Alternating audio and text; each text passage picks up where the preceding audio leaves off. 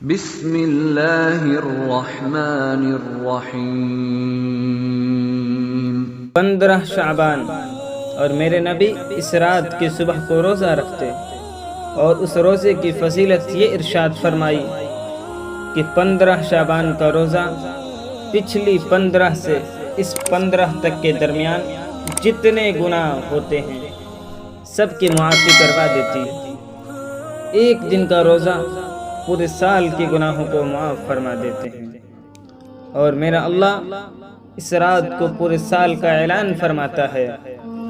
فرشتوں کے طرف سے فرشتے پورا سناتے ہیں اس سال میں کیا ہوگا، کہاں بارش ہوگی، کہاں نہیں ہوگی، کہاں امن ہے، کہاں جنگ ہے، کہاں بیماری ہے، کہاں صحت ہے، کون کیسے کب وقت گزارے گا، کب مرے گا، کب اس دنیا کے اندر آئے گا۔